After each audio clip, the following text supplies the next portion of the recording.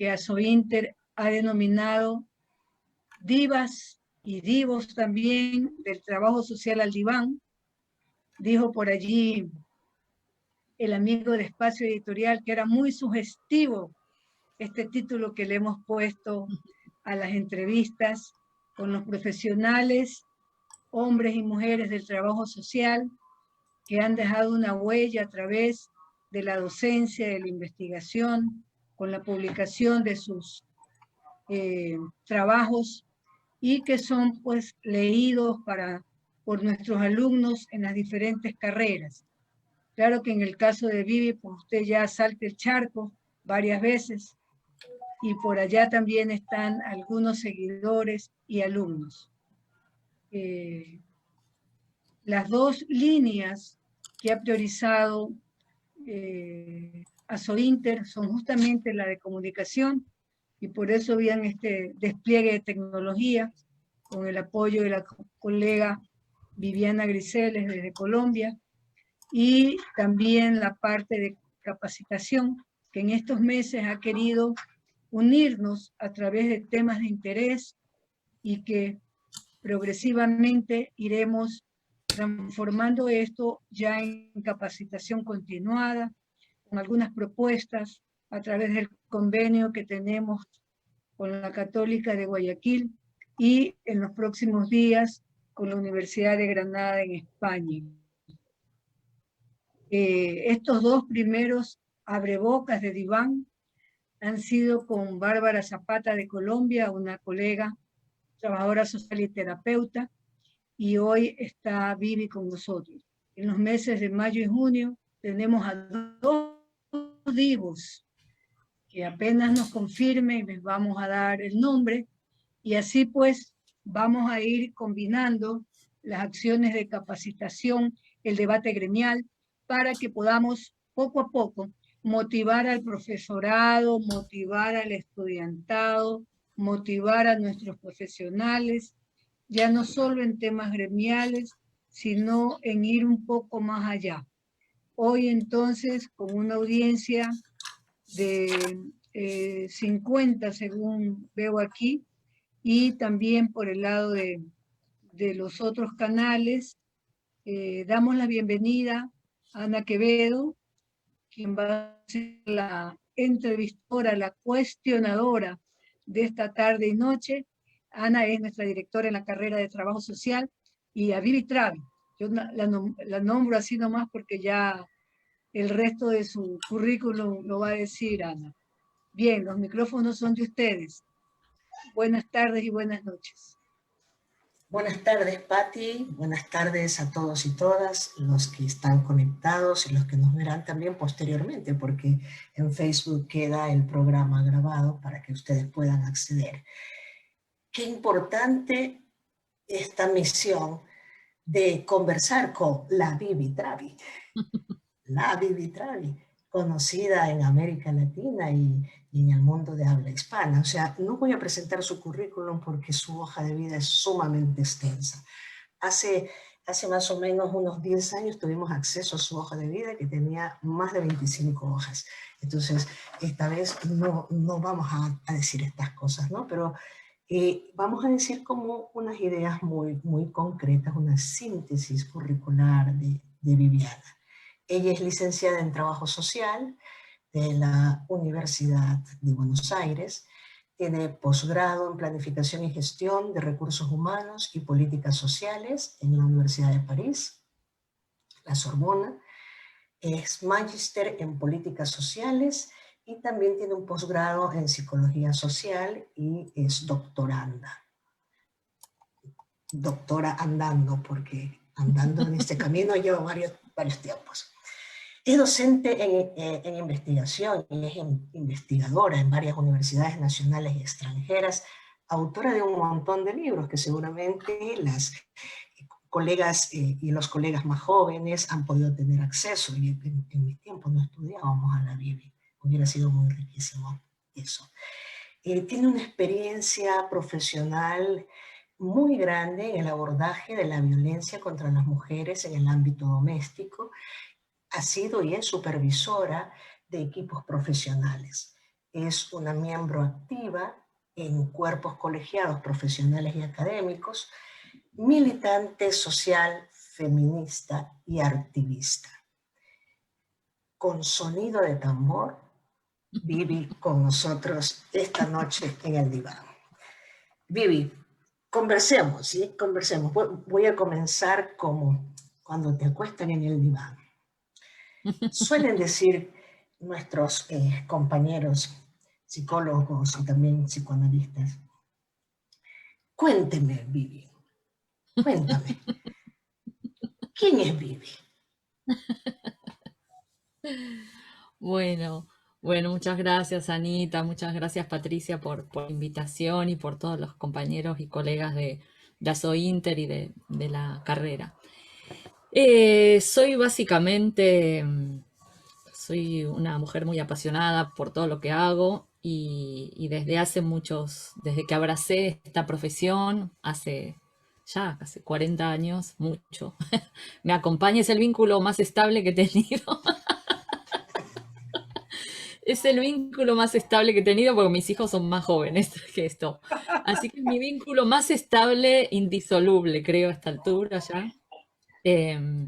Y bueno, que le dedico alma y vida a esta profesión y, y bueno, eso podría decir. Y que soy una persona de intereses múltiples, lo cual eso en algunos aspectos es positivo y en otros aspectos me trae conflictos, problemas, porque el día tiene tan solo 24 horas. Entonces, bueno, se hace complejo poder satisfacer los intereses y como las cosas que no me gustan, no me gustan hacerlas, o sea, como que entonces por ahí quisiera estar tocando mi tambor y tengo que, bueno, que hacer otras cosas, llenar planillas, trabajo burocrático que detesto. Entonces, bueno, tengo esas ventajas y esas dificultades, ¿no? Mira, tú has dicho dos palabras muy importantes que las has repetido en lo que has dicho. La palabra vínculo y también has hablado de la pasión. ¿De dónde vienes, Vivi? ¿De dónde surge todo esto? Porque esta Vivi es una mujer, es un ser humano que es miembro de una familia. Cuéntanos un poco de eso. Bueno, soy la hija menor de tres hermanos, una hermana y bastante menor porque mi hermana me llevaba casi 17 años, estaba terminando su escuela secundaria cuando yo se enteran que mi mamá estaba embarazada, lo cual fue un gran escándalo porque en esa época estar embarazada a los 40 años, siendo de una familia muy católica, no estaba muy bien visto, y mi hermano tenía 13 años. Soy argentina, soy porteña en el sentido se le llama en Argentina a quienes nacieron en la ciudad de Buenos Aires, de varias generaciones, y como la gran mayoría de las y los porteños, la mitad de mi ascendencia es española y la otra mitad es italiana, con una bisabuela francesa por ahí. Eh, y, y bueno, y nací y me crié en un barrio que se llama Villa Crespo, un barrio muy tanguero, un barrio que a fines del siglo XIX, principios del XX, eran los suburbios de la gran ciudad. Eh, Mi padre trabajador, mi mamá ama de casa, así que esos fueron mis primeros años en un barrio común y corriente de la ciudad de Buenos Aires. Eh, Hice los primeros años en una escuela de monjas, con no muy buena experiencia, así que rogué que me sacaran de allí. Y por suerte hice toda mi formación en la universidad, en la escuela pública, la primaria, la secundaria y la universidad, siempre en instituciones públicas. Y creo que eso marca también un antes y un después, al menos aquí en Argentina, ¿no?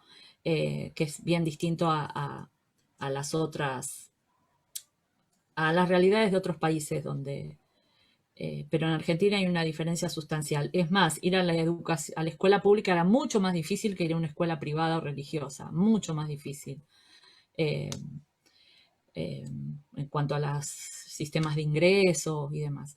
Así que bueno, eso es un poco mi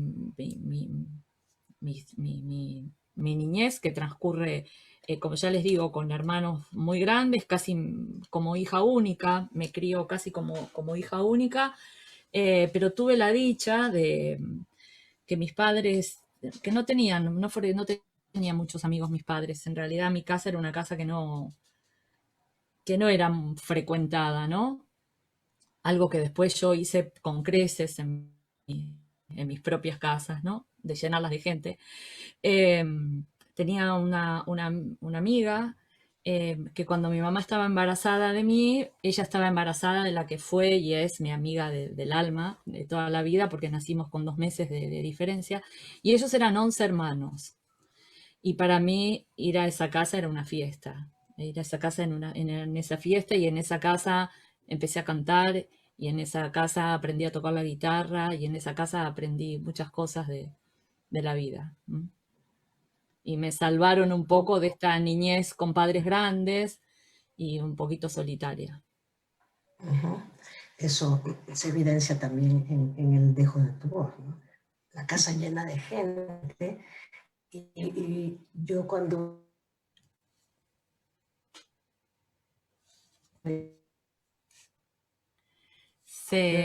A ver, Anita, para mí se me entrecortó. Se congeló la imagen, Ana. Decía que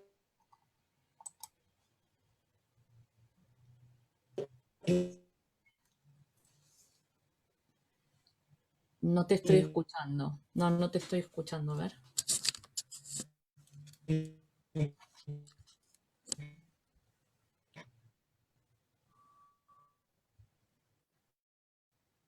No, no te escucho, Anita. Ana, si nos escuchas, puedes enviar la pregunta escrita, de repente, hasta superar el impasse.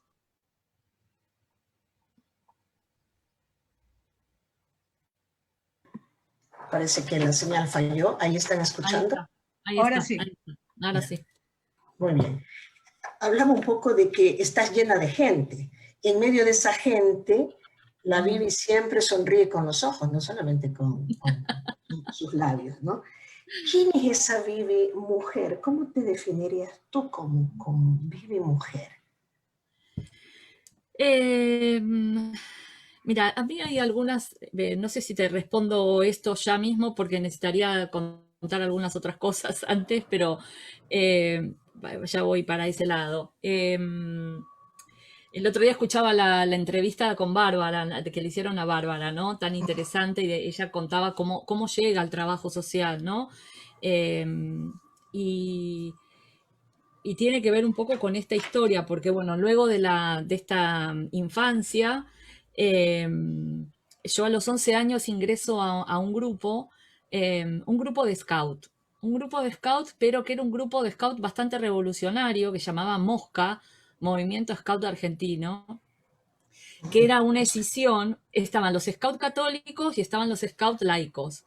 Y el Mosca es una escisión que después yo, con curas del tercer mundo, con montoneros, con peronistas, con militantes, yo tuve una formación política enorme, enorme en esa agrupación. Ingresé a los 11 años y la segunda reunión que fui me nombraron subjefa de patrulla. Subjefa de patrulla era como co-coordinadora de un grupo, por llamarle de alguna manera. Y empecé un trabajo, un trabajo no, digamos, para mí ese espacio se convirtió casi en el centro de mi vida. Los scouts traían, a ver, esta agrupación traía aquellos principios del amor a la naturaleza, de la solidaridad, del compañerismo, del servicio a la comunidad, pero lo habían despojado de todo lo que era la estructura militar y jerárquica y demás. Con lo cual era muy coincidente con cierta también filosofía de la liberación de hecho, hacíamos campamentos de trabajo, íbamos a las villas a trabajar, viajábamos por el país, y realmente yo después con el tiempo me di cuenta que la bajada política era, o sea, era fuerte, fuerte, muy para mi bien, ¿no? Pero esa experiencia grupal, de militancia social más que otra cosa, de participar. Yo ahí conozco los institutos de menores, porque por primera vez, bueno, nosotros hacíamos actividades recreativas para niñas y yo visito un instituto de menores. Las compañeras argentinas se acordarán del Padelay, es el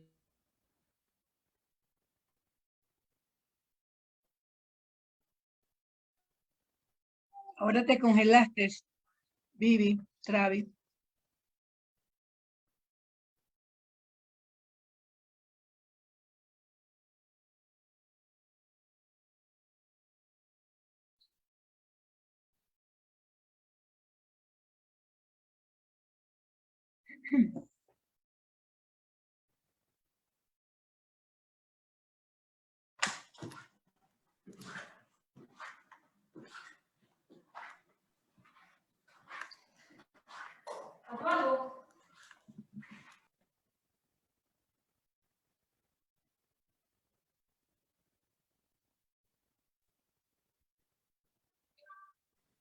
¿Se fue la señal de Vivi?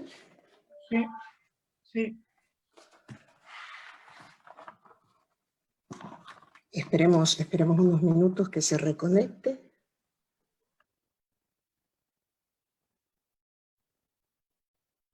Mientras tanto, vamos a hacer una cuña.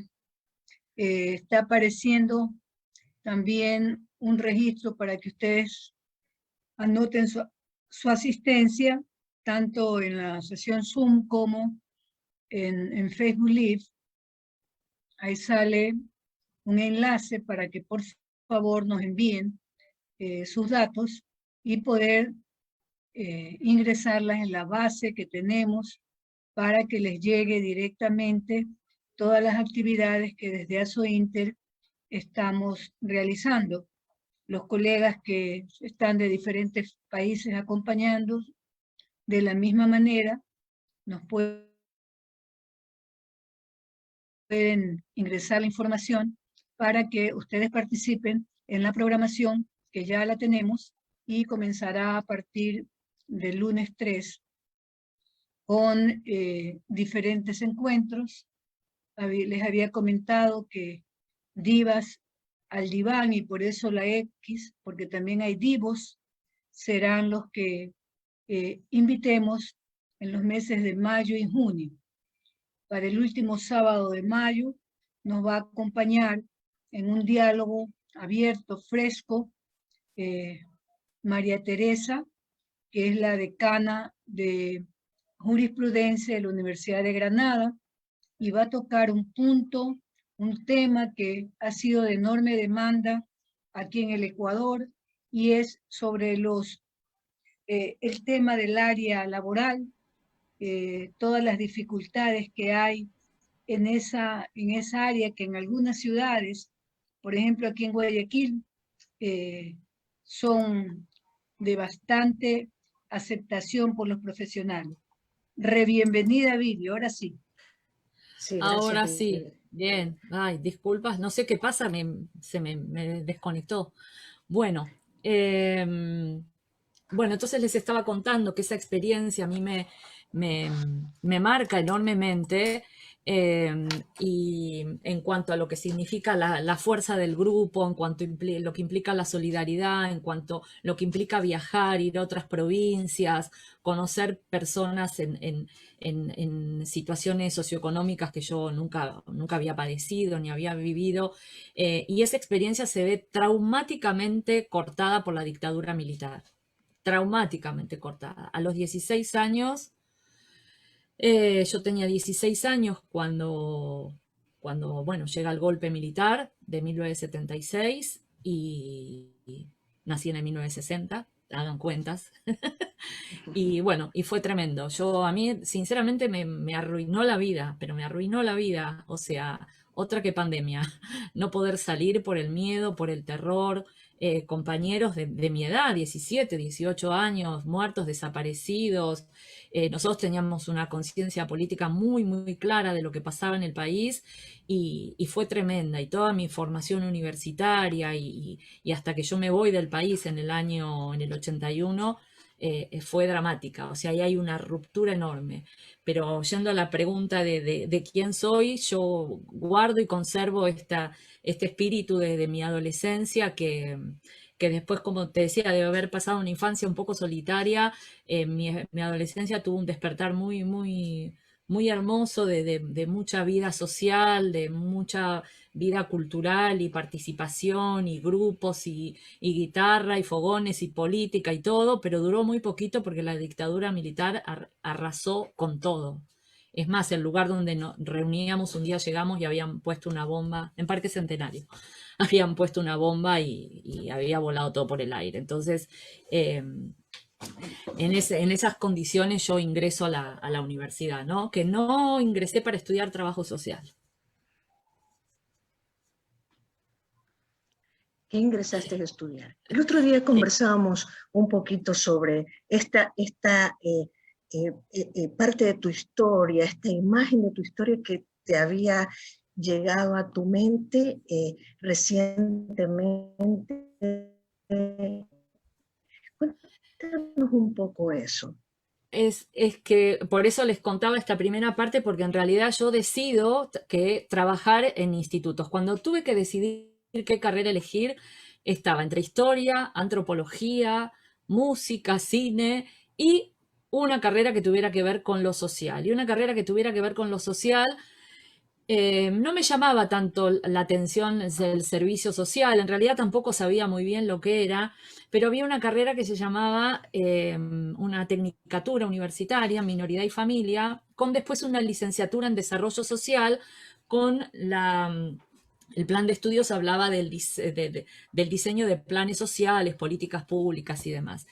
Y entonces yo ingreso a esa carrera en la Universidad Nacional de Luján a estudiar minoridad y familia con la idea de los primeros años trabajar con niñes y después hacer la licenciatura.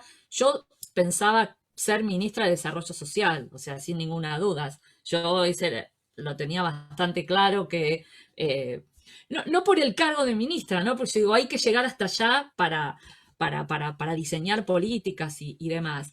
Y bueno, trabajé los primeros años en institutos, fue muy, muy impactante, era muy joven, muy, muy joven. No se lo recomiendo a ninguna joven que hoy, a los 19 años, yo empiezo a trabajar como casi profesional. Quedábamos solas en el instituto en González Catán. González Catán es un barrio muy lejano de aquí, Martín lo debe conocer, y quedábamos, a veces éramos dos menores a cargo de menores, porque teníamos 19, 20, dos menores de edad a cargo de menores, pero la experiencia fue muy, muy... Y el hogar tenía su servicio social, o sea, nosotras estábamos con las niñas y estaban las trabajadoras sociales. Y ahí me empiezo a preguntar por las madres, me empieza a impactar mucho la historia de las mamás de esos niños. Me empieza a impactar mucho cuando nos tocaba la guardia del domingo ver el esfuerzo que hacían para ir a verlos y en la conversación con ella, las conversaciones con ellas, y empiezo a incursionar por el lado del feminismo. Sin saberlo mucho, empiezo a incursionar por el lado del feminismo. Yo para esas épocas estudiaba francés y mi profe de francés ¿Me están escuchando? Ahí me dicen que no me escuchan. Sí, mi profe de francés. Sí, te escuchamos. Muy existencialista, nos había introducido en la lectura de Simone de Beauvoir, de Marguerite, bueno, de Yourcenar y demás, así que bueno, yo ya estaba haciendo mis incursiones por el existencialismo y el feminismo. Así que, bueno, otra vez los militares irrumpen en mi vida. En 1980 cierran la Universidad Nacional de Luján, cierran varias universidades, y en algunos casos no cierran universidades, pero sí cierran carreras. Por ejemplo, en Rosario no cierran la universidad, pero cierran la carrera de trabajo social. Y nos obligan a seguir estudiando en facultades que tuvieran carreras afines, con lo cual terminamos estudiando en lo que era en la Escuela de Servicio Social de la que era la Facultad de Derecho. Bueno, por supuesto, nosotras no queríamos saber nada. Es más, con una compañera escribimos un artículo al diario La Nación, una carta a los lectores que decíamos que en las técnicas en minoridad no éramos asistentes sociales y que no queríamos ser asistentes sociales. porque teníamos también una imagen muy negativa, ¿no? Y bueno, y en el correr del tiempo, bueno, descubro lo que es el trabajo social y me di cuenta que podía tener el trabajo social me daba una mirada mucho más amplia, eh, y ahí yo ya estaba pensando en que quizás no era lo que yo quería trabajar toda la vida, digamos, dedicarme al trabajo con niñas, sino hacer, digamos, algo que no fuera con el trabajo directo. Y ahí descubro el trabajo social. Tuvimos compañeras que nos recibieron muy solidariamente en la facultad. Era terrible salir de la facultad a la noche y cruzar esas escalinatas de la Facultad de Derecho con los militares apostados con las armas y nosotros tener que pasar así entre una ametralladora que la sentías así. Fueron años muy difíciles, muy horriblemente difíciles. Y una noche, un verano, nosotros militamos mucho contra el cierre de la universidad. Finalmente el ministro decreta el cierre el 20 de diciembre, o sea, unos días antes de Navidad, que agarra a todo el personal y a todos desmovilizados, y decreta el cierre en febrero. Y nosotros, antes que se decretara el cierre, íbamos a hacer un recital donde iba a tocar el guitarrista de Mercedes Sosa, que era del Partido Comunista. Por supuesto, ese recital estuvo suspendido, nada, se suspende. Y yo iba caminando con un amigo, con un compañero de la facultad, y nos detiene la policía. Y nos encuentra justamente todos los folletos que decían defienda la Universidad de Luján, y bla, bla, bla, bla, bla, bla. Bueno, tuve la experiencia bastante traumática de dar vueltas con el patrullero a las 12 de la noche, de estar casi 3 días detenida. Fue una experiencia, la verdad, que muy espantosa. Yo creo que nací de nuevo porque por milagro pude salir ilesa de esa situación, ilesa físicamente. Y en ese momento, el que era mi novio tenía su familia muy comprometida, tenía un hermano exiliado, su papá escondido. Para quienes son argentinos, su papá había participado de la revuelta del 57 con Valle, del 56 con Valle. Y bueno, su papá estaba escondido en un pueblo porque también lo buscaba la policía, había estado ya preso muchos años y bueno, y así decidimos irnos a Francia porque la verdad que no se sostenía. Pero no fuimos como refugiados, sino que fuimos como estudiantes. Antes. Vivi, tú has dicho que saliste ilesa físicamente. ¿Cuáles son las heridas que quedaron ahí? Sí. En Buenos Aires hay un parque muy hermoso, que es el Parque Centenario, ¿no? Yo nunca pensé que iba a hablar de esto, pero bueno, esto tienen las buenas entrevistadoras. El Parque Centenario es un parque muy hermoso que tiene hoy unos lagos con peces y que es una hermosura ir allí, ¿no? Con chorros de agua y demás.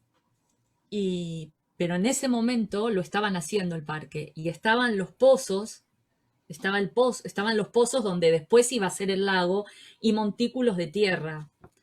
Y mientras pasábamos con el patrullero es el auto de la policía, ¿no? Y mientras dábamos vuelta con ese patrullero, yo me imaginaba que iba a quedar abajo de ese pozo tapada de tierra, porque dije, ¿quién va a venir a buscarnos? ¿Quién va a saber que nos detuvieron? Esa pesadilla la tuve durante años y espero no tenerla esta noche, ¿no? La imagen de quedar yo ahí sepultada abajo de... Y hoy, cada vez que voy al Parque Centenario, porque trato de ir como una manera de exorcizarlo, no hay posibilidad que yo vaya a ese parque y no esté. Y después, bueno, haber pasado noches en un calabozo así lleno de basura, literalmente de mierda, literalmente, sin tomar agua, con interrogatorios cada hora, sin dormir, diciendo que a mi compañero se lo habían llevado porque él ya había dicho todo. ¿Y qué íbamos a decir? Éramos militantes, pero nada, de militantes de hacer folletos de papel, de esos militantes éramos, ¿no? Ellos habían estado infiltrados en la universidad, bueno, el pánico, el terror, el tener un patrullero en la puerta durante 6 meses, no, espantoso. El miedo, el pánico, el terror, y de saber que de ahí no se salía con vida. El pánico a la tortura. O sea, no, no, no, horrible, horrible. Muy, muy Hace, horrible. hace un momento tú decías, la realidad te interpelaba, ¿no? Cuando trabajaste en este lugar y esta experiencia dolorosa que nos estás compartiendo en este momento y que muchos de nuestros colegas argentinos seguramente también la han vivido. Ujú. ¿Qué cuestionamientos, qué interrogantes te plantearon Mm. esta experiencia y la realidad y estos cuestionamientos, cómo se fueron conectando con tu opción del trabajo social posterior? Sí. Sí, yo creo que lo reafirmaron porque, digamos, en primer lugar me reafirmaron este lugar de privilegiada, de poder estudiar, de poder ir a la universidad, de poder salir ilesa con vida de esa experiencia que muchos no salieron, y convencida que, digamos, que mis armas iban a ser una profesión, porque en ese momento teníamos muchos discusiones con algunos compañeros que hablaban de la lucha armada, que planteaban el irse a vivir a las villas, de irse a vivir, a ir a trabajar a una fábrica. Y yo dije, la verdad, sinceramente, no sirvo para la clandestinidad porque se me ve en la cara, no jamás podría hacer actividades clandestinas porque nada, no puedo disimular. Y sinceramente, yo decidí que mi forma de militancia, que muchos compañeros me lo cuestionaron, que como que era una salida burguesa, pero bueno, fue la manera que yo encontré, eh, porque después tuve una experiencia muy compleja cuando llego a París, ¿no? Con mi visa de estudiante, si quiero militar, y los compañeros exiliados me dijeron de todo menos bonita, ¿no? Pero bueno, como un lugar difícil de decir, bueno, yo quiero encontrar un lugar de militancia, yo quiero encontrar un lugar de compromiso, pero quiero hacerlo desde este lugar que es el desde una profesión, porque la verdad yo no me veo ni agarrando las armas, ni siendo un puntero político, no. Sentí que tenía aptitudes para esto y no para otro, y que cada uno tiene que encontrar su lugar, ¿no? Pero conforme avanzaba el tiempo, mi indignación y mi sublevación frente a las injusticias crecían, y creo que esto fue una buena forma de sublimar también y de canalizar de canalizar la bronca, de canalizar la impotencia por la injusticia, ¿no? Y siempre sentir como una carga, una responsabilidad y eso se lo debo a mi padre tan católico, de agradecer lo que tenía y de sentirme, de ser una privilegiada, ¿no? De agradecer todos los días lo que tenía y que de alguna manera tenía que devolverlo, ¿no? Y que si estudié en la universidad pública tenía que devolverlo también, ¿no? Como esto, y que después por ahí con otros caminos espirituales también lo encontré con otros lenguajes, ¿no? Que si uno tiene como una aptitud, una habilidad, un don o una inteligencia o lo que tenga para hacer, como que es nada, que uno se realiza también brindándolo, ¿no? Y no podría ser otra cosa, no sé, no sé, no me veo haciendo otra cosa. Eh, Todos te conocemos, los que te conocemos un poquito más, Mm. eh, como una gran militante. Y tú has hablado de eso en este momento. ¿Cómo tú verías, así como en un sentido eh, más cercano para quienes nos escuchan, especialmente para los y las jóvenes, Ujú. eh, cómo debería ser la militancia de un trabajador social, de una trabajadora social? Sí, yo creo que la militancia tiene que ver con apostar a lo que uno cree. Por ahí la palabra luchar es muy setentosa, ¿no? Muy de los 70, pero sí tiene que ver con luchar por lo que uno cree, apostar a lo que uno cree. Entonces, y desde donde uno pueda y desde donde sepa y desde donde le sea fácil de alguna manera, ¿no? No estoy diciendo que sea una cosa fácil en el sentido de comodidad, ¿no? Eh, Pero bueno, yo tuve algunas discusiones con algunas compañeras muy jóvenes, feministas, y les decía, chicas, militar no es solo ir a la plaza con el pañuelo o sea, implica otras cosas, ¿no? Pero yo creo que, a ver, el trabajo social tiene una dimensión política.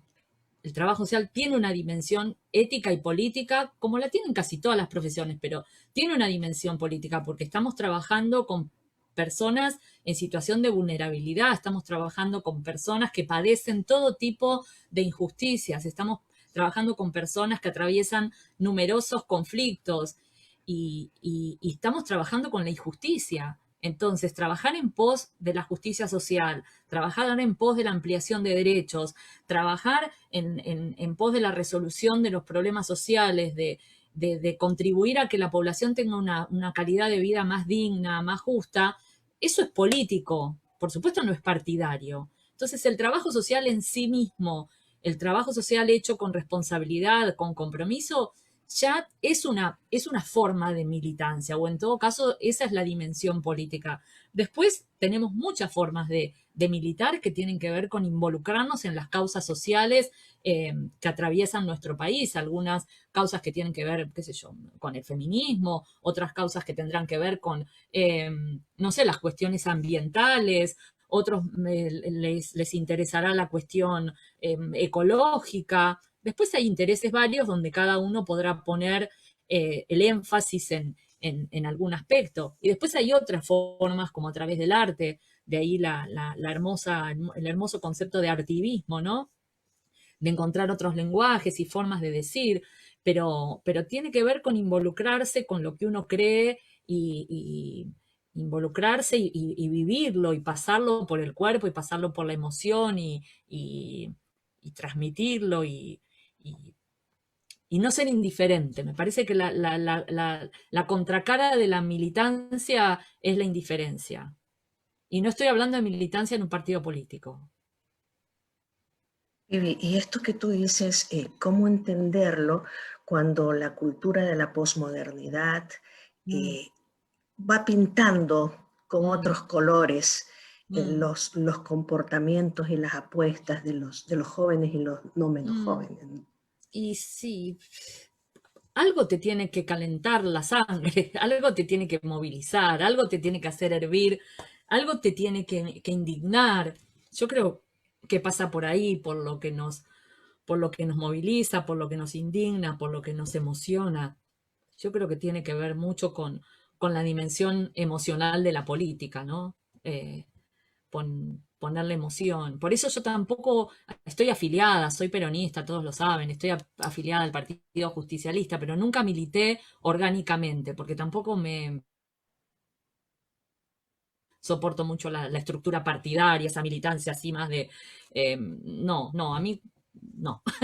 Pero soy una militante, pero no milito en un partido político, sí milito por una causa, y sí, ahí la tienen, ahí la verán a mi Evita que me custodia, pero Eva Perón para mí es como la imagen de modelo de mujer y todo, pero bueno, pero no, soy muy militante, pero no desde las estructuras partidarias, y encontré otros espacios de militancia como nuestras asociaciones profesionales, como las FAUAS, como la FAPS, como el colegio, el consejo profesional. Ahora estoy mirando acá entre los cuadraditos, lo veo a Martín, la veo a Mónica, compartimos con los compañeros, compartimos una agrupación política dentro del colegio profesional, somos parte del colegio profesional, y esas son formas a veces cuando algunos colegas dicen, bueno, pero ¿y el colegio para qué sirve? ¿Y qué me da el colegio? ¿No? Entonces uno le dice, ¿y vos qué le das al colegio? ¿Qué le ofreces a tu profesión? ¿Qué haces para que nuestra profesión se jerarquice, se respete? Si no lo hacemos nosotros, ¿quién lo va a hacer por nosotros? Nadie va a venir a tocar la puerta a hacerlo por nosotros. Son nuestras propias organizaciones profesionales. Eso sí me cuesta entender cómo las y los colegas no participan de nuestras propias organizaciones, ¿no? Porque ya no estoy hablando de un partido político, estoy hablando de nuestras propias organizaciones profesionales. Y si bien Argentina tiene niveles muy altos de participación en comparación con otros países, para mí son bastante bajos para lo que debería ser, ¿no? Bueno, en Ecuador estamos en esa lucha, por utilizar el término, ¿verdad? De volver a asociarnos, a agremiarnos, y a Soy Inter, pues Sí, sí, es acá hay una de pioneras estas. históricas, ¿no? Como históricas, Exacto. sí. Sí, sí, Mira, sí, sí. y tú has dicho una palabra muy interesante. Yo leí de un autor, de un profesor de historia que decía, la historia debe servir para comprender críticamente la propia identidad y poder Ujú. contextualizarla en un mundo amplio. Una de las autoras que nos ha acercado a la historia del trabajo social desde una mirada más renovada, por decirlo así, acudiendo a las fuentes primarias, eres tú. Cuéntanos esa pasión por la Richmond, por Esa las pasión por la Mary pioneras. Richmond, ¿Sí? por las pioneras. Miren, acá, miren, traje para mostrarles, porque digo, si seguramente Anita me va a preguntar qué ando leyendo. Miren, acá tengo el diagnóstico social, ¿no? Esta maravillosa obra de casi 700 páginas. Lo tengo aquí en inglés, porque esta es la fuente primaria, lo tengo acá en inglés. Y bueno, gran parte de todo lo que ven ahí arriba son textos de las pioneras, y estos 3 volúmenes, que verán lo que son, es nada más que una selección de 100 de sus más importantes artículos y demás. ¿Cómo llego a las pioneras? Yo llego a las pioneras por el feminismo. Yo llego a las pioneras por el feminismo. ¿Por qué? Porque entre mis lecturas, por ejemplo, este texto me tiene apasionada, pero no solo el feminismo europeo, el feminismo latinoamericano también, ¿no? No sé si se ve ahí. Sí, sí, sí se ve. O esta maravilla de Marcela Lagarde, ¿no? Eh, a mí siempre me gustó la historia, yo dudaba entre trabajo social, historia, antropología, siempre me gustó la historia. Y siempre me apasionó la historia, sobre todo del siglo XIX, la historia de las mujeres. Y Georges Duby y Michel Perrault en los años 90 publicaron una colección maravillosa que llamaba La historia de las mujeres, que eran 10 volúmenes.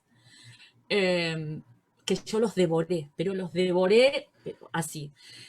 En esos 10 volúmenes, en el siglo XIX, los que están, que es el periodo que más me gusta, debo estar reencarnada sin ninguna duda, debo ser la reencarnación de alguna de ellas, empiezo a ver que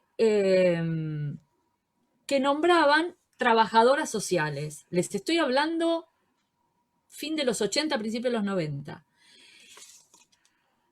De trabajadoras sociales. Pero yo decía, ¿pero cómo estos tipos van a hablar de trabajadoras sociales si yo no las conozco? Vieron que la soberbia es muy buena amiga de la ignorancia, se lleva muy bien.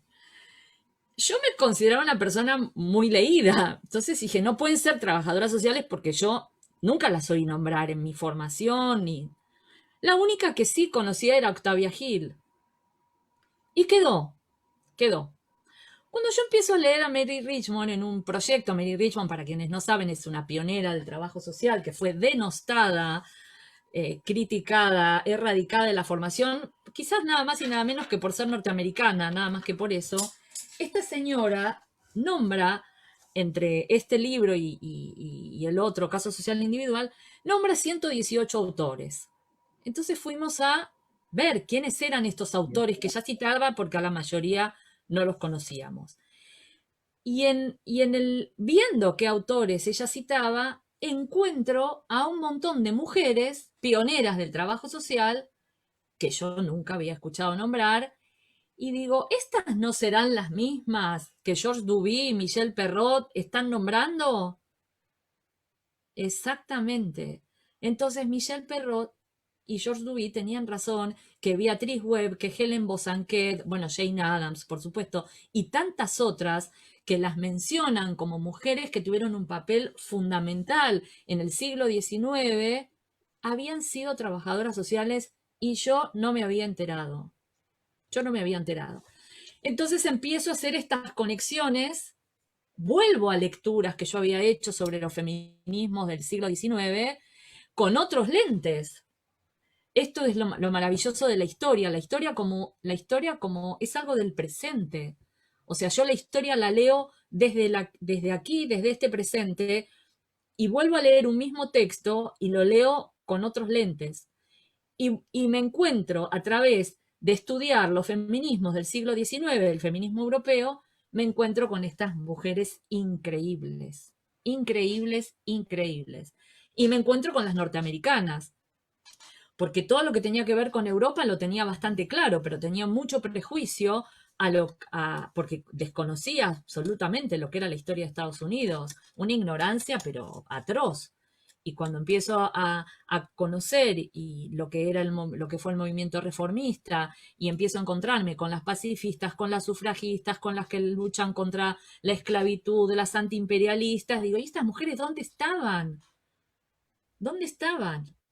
Yo había tenido una formación muy intensa en política social y nadie me había dicho a mí que Beveridge, el padre de la seguridad social, fue un discípulo de Beatriz Webb, y Beatriz Webb es la inventora del estado de bienestar.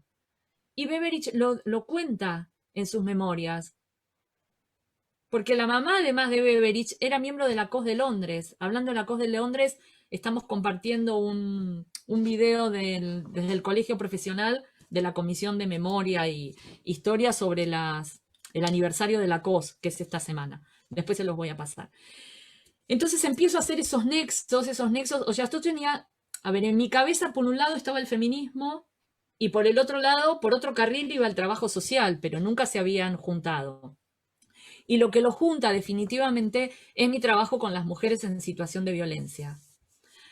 Acompañando a un grupo de estudiantes a una práctica en el año 88, era muy joven, 28 añitos tenía tan solo, era ayudante y voy a campo acompañando a mis estudiantes, las estudiantes del grupo que tenía a cargo, y estamos haciendo un diagnóstico comunitario en un barrio muy, muy pobrísimo en el Gran Buenos Aires. Y cuando les preguntamos a las mujeres cuáles eran sus preocupaciones, sus necesidades, sus problemas, como cualquier diagnóstico comunitario, aparece el tema de la violencia. Y nosotros dijimos, ¿y eso? No teníamos idea de cómo se trabajaba con ese tema. Bueno, y ahí empieza mi búsqueda desesperada de material, de bibliografía, y ahí me empiezo a conectar con militantes del feminismo en Argentina, y sobre todo las que fueron pioneras en el abordaje de la violencia. Había un curso de 8 semanas en un lugar, en una asociación que se llamaba Lugar de Mujer, y bueno, y ahí empieza mi militancia por la causa de las mujeres, y por capacitarme y formarme y estudiar con respecto al tema de violencia. Empezamos a trabajar desde una ONG, temas de violencia, en principio de lo que en su momento se llamaba sensibilización, promoción de derechos, pero claro, nosotros íbamos a los barrios pobrísimos. El fin de los años 80, principios de los 90 en Argentina fueron de gran crisis económica, y estas mujeres nos decían, bueno, sí, pero ¿y a dónde vamos? O sea, no había servicios asistenciales. Entonces creamos el primer servicio de esa zona, un servicio de asistencia directa a mujeres en situación de violencia.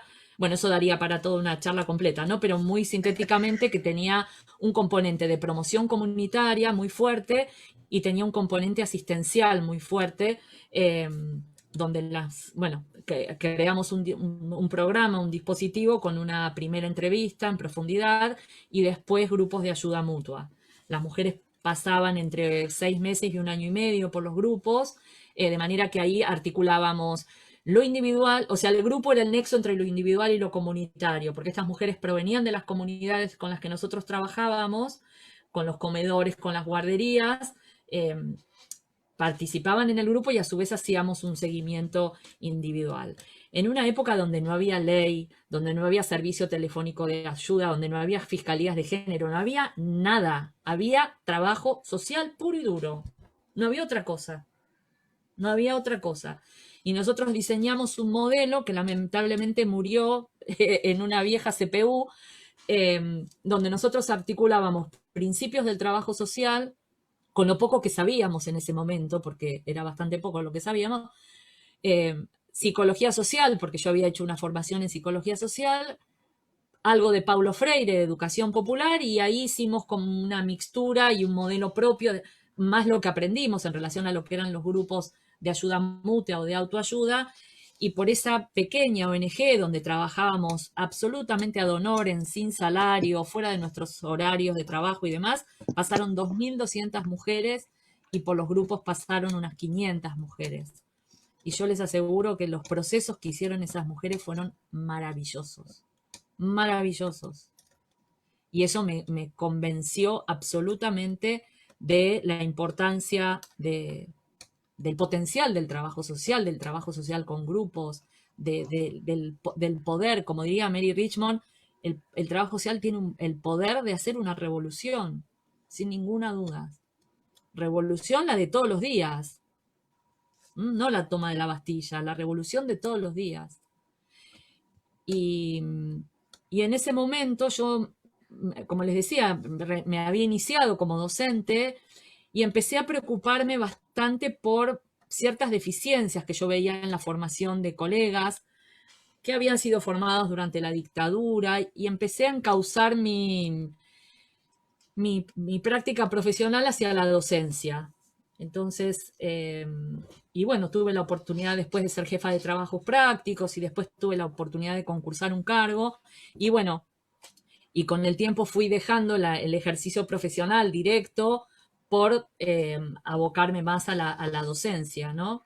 Y en el año 2004, ya directamente a partir del 2004, me aboqué solo a la docencia y a la investigación, aunque sí sigo con la supervisión de equipos, eso sí. Qué bueno, Vivi.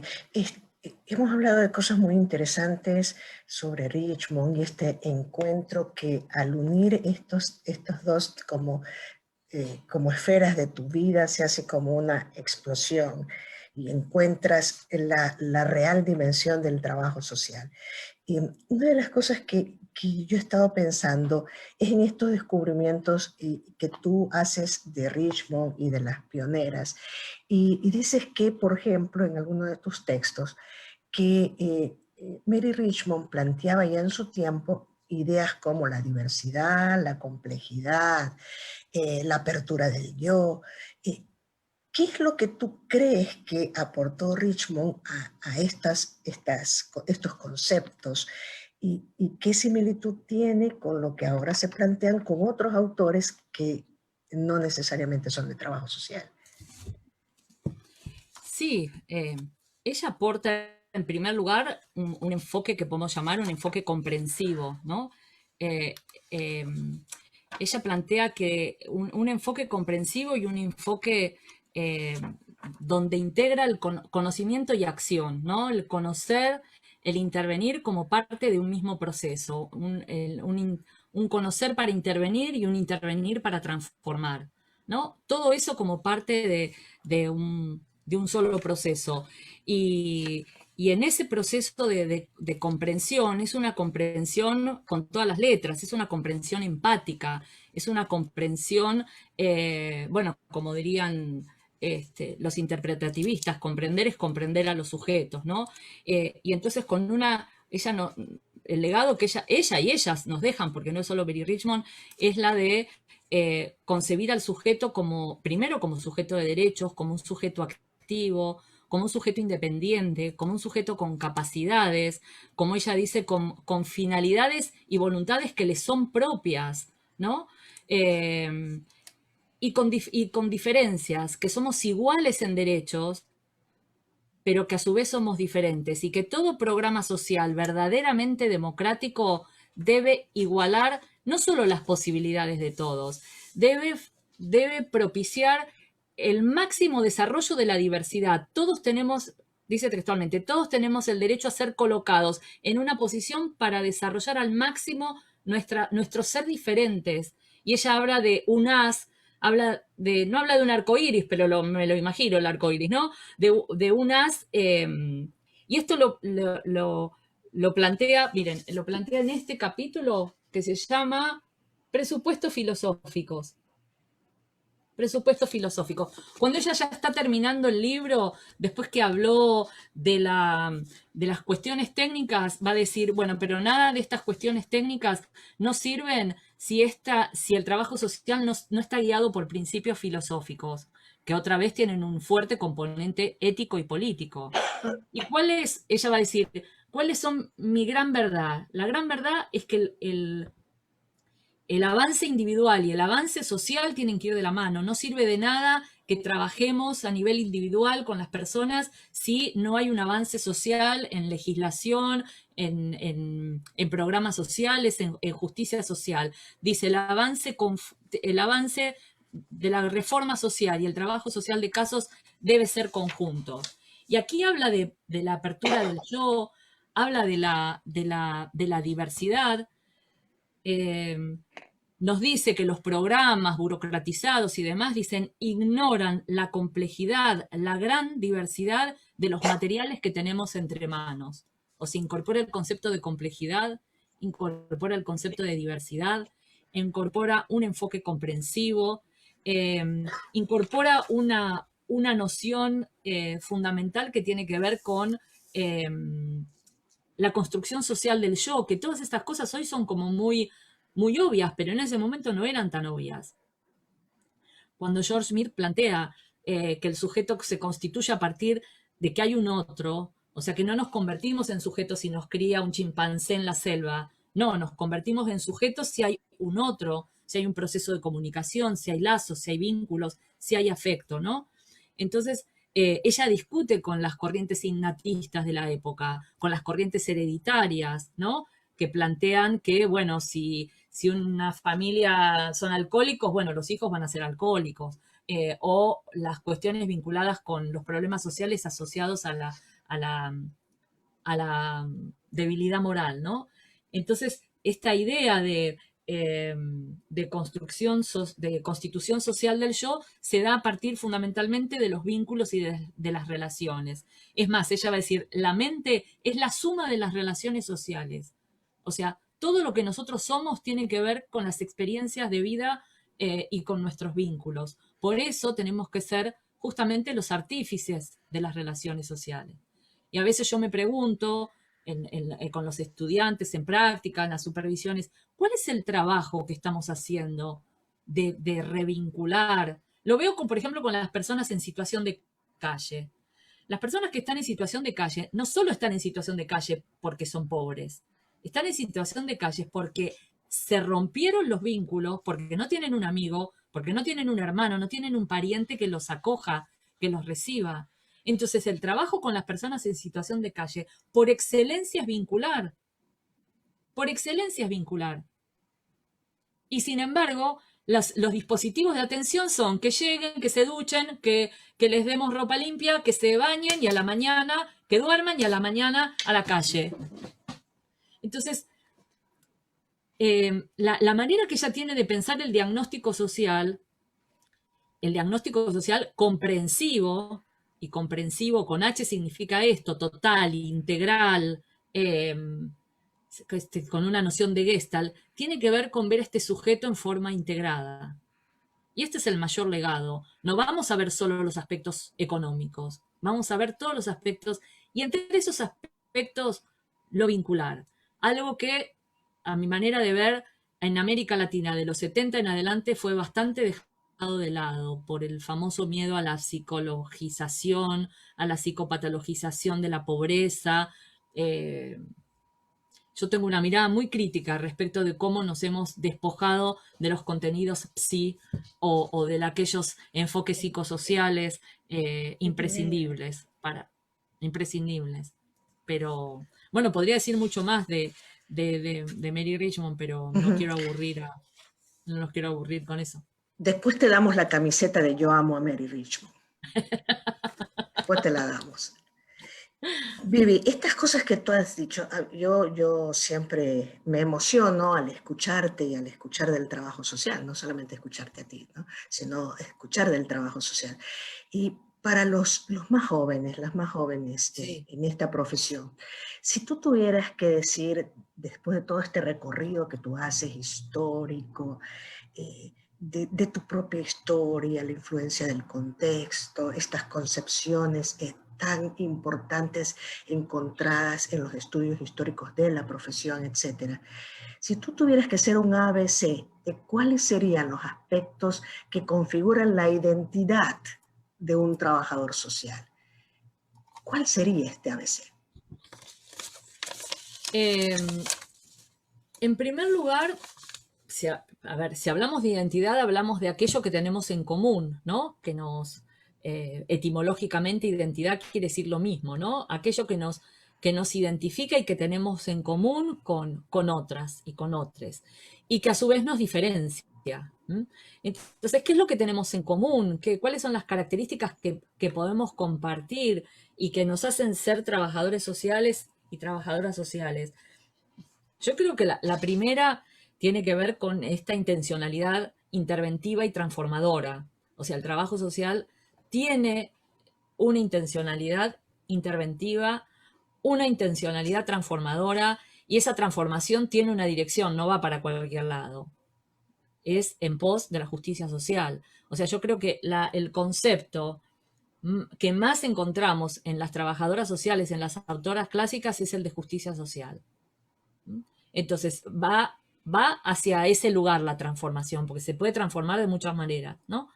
Entonces, tiene que ver con esa primera característica. Como yo les decía, el trabajo social tiene como parte de sus características un vínculo que establece con los sujetos con los que trabaja, un vínculo profesional, como le querramos llamar, una relación profesional que es distinta a la del médico, a la de la enfermera, a la de la psicóloga, a la del abogado, a la del docente. Y no quiero decir que sea mejor ni peor, digo, es diferente, porque nosotros trabajamos con las personas, no trabajamos ni para ni por. Nosotros trabajamos con, porque intervención quiere decir, entre otras cosas, caminar junto a. Entonces, en nuestros largos procesos de intervención, nosotros caminamos junto con estas personas en acompañar estos procesos de encontrar respuestas y soluciones a los problemas. Pero el problema no lo solucionamos nosotros. El problema, el médico opera y resuelve. La enfermera cura. El abogado litiga.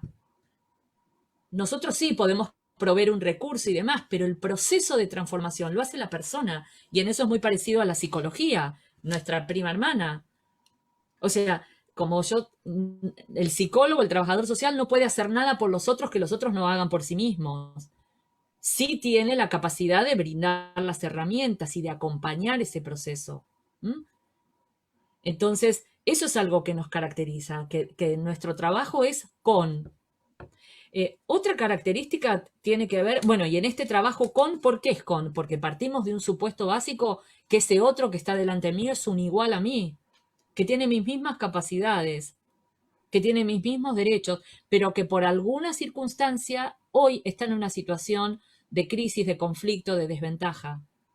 Y a lo que tenemos que atender es a cuáles fueron esas circunstancias que hacen que esa persona hoy esté como está y que yo esté hoy como estoy, que no esté en esa situación. Entonces, esto me parece que es fundamental. Y esta relación dinámica, dialéctica, entre conocer, intervenir y transformar, la participación activa del sujeto en todo el proceso de intervención, me parece que son características distintivas. Lo que Mary Richmond llama la combinación de acciones, el trabajar en lo individual, en lo grupal, en lo comunitario, digamos, desde distintas estrategias asistenciales, preventivas, promocionales. O sea, el trabajo social tiene una riqueza tan enorme, que yo muchas veces no puedo pensar como hay colegas que se aburren o que describen su trabajo como rutinario, ¿no? Porque es enorme el potencial que tenemos para desplegar. Y requiere, por supuesto, y ya lo decía Mary Richmond, una mente creativa, una mente rápida, lúcida, inteligente en el sentido de estar encontrando soluciones, o sea, con mucho pensamiento lateral, o sea, no se puede por acá, vamos por otro lado, ¿no? Y siempre esta mirada integral que nosotros tenemos en la formación, ¿no? Que nos permite tener un panorama general con elementos de la antropología, de la economía, de la sociología, lo tenemos que poner al servicio de poder tener una mente que mira macroscópicamente, ¿no? Que mira el conjunto, que no mira con el microscopio. Vivi, ¿Para dónde vas en los próximos 5 años? Uy, ¿Para dónde em, caminas? ¿para dónde camino? Mira, tengo tanto por estudiar que no me da la vida para todo lo que tengo para estudiar. Em, por supuesto, en los próximos años continuaré con las pioneras. No me va a alcanzar la vida para todo lo que tengo que traducir y de escribir y de estudiar, pero bueno, tengo que ponerme firme en, en elegir qué. En elegir qué. Estoy estudiando música, eh, así que bueno, empecé este año, la carrera de música es muy larga, no la voy a hacer completa, pero bueno, estoy estudiando música, me interesa mucho las formas también de militancia, por placer y por militancia, ¿no? A través del arte. Eh, hoy tuve clase con un profesor, ¿no? Y de música. Y nos decía, yo estoy estudiando percusión. Y entonces nos preguntó a cada uno de los estudiantes cuál es su referente en el instrumento que ustedes van a elegir. Chan, chan, chan. Bueno, nos hizo elegir a cada uno un referente. ¿Y qué saben de ese referente? Bueno, que tocó en tal lugar. ¿Y qué saben de su vida? ¿Y qué saben de su historia? ¿Y qué discos escucharon? Y nos dijo, para la próxima van a buscar quiénes son esos referentes, van a indagar sobre su vida, sobre su historia y van a escuchar discos completos. Dijo, nada de andar escuchando en Spotify una canción suelta por aquí y otra por allá. Discos completos, porque un disco tiene un concepto, tiene una idea. Por eso hay una selección de canciones, por eso una está al principio, otra está al final, y en la época de los discos una estaba del lado A y otro estaba del lado B. Y entonces tenemos como tarea buscar estos referentes, escuchar discos completos para poder captar la esencia del concepto. Y yo dije, pero es esto lo que nosotros tenemos que hacer, o es esto lo que hacemos. Cuando nosotros, yo no puedo, ustedes imagínense que yo les diga a los alumnos que lean este libro. Entonces, ¿qué nos ha pasado con la formación? Que hemos dejado de lado el estudio de los autores, que hemos dejado, y no estoy hablando de una formación erudita, pero sí que tenga algunos componentes mínimos de que cuando leo una fotocopia, sé, como yo siempre les digo, un estudiante universitario no lee fotocopias, estudia autores, textos. Entonces, mis próximos años tienen que ver, yo estoy por jubilarme, ya vengo amenazando con que me jubilo desde el año pasado, ya por suerte en estos meses me voy a jubilar y sí, me voy a dedicar a seguir estudiando todo lo que no pude leer y todo lo que tengo a medias de leer, voy a seguir, porque yo creo que sí, este es un legado importante de poder brindar el acceso a estas pioneras que yo he leído y que tenemos ahí un montón de traducciones a medias. Tenemos un compromiso también con nuestro consejo profesional de rescatar a nuestras pioneras de Argentina, que el año pasado estábamos a punto de empezar con eso y con la pandemia lamentablemente no hay nada digitalizado. Es más fácil encontrar un documento de la ley de pobres de Inglaterra de 1600 que encontrar textos, porque nada de eso está digitalizado.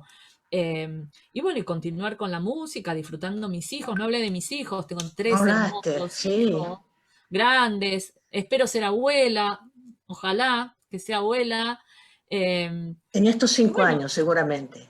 en estos 5 años espero, sí, porque ya son grandes, espero ser abuela y bueno, y disfrutar la vida y viajar mucho, ir a visitarlas.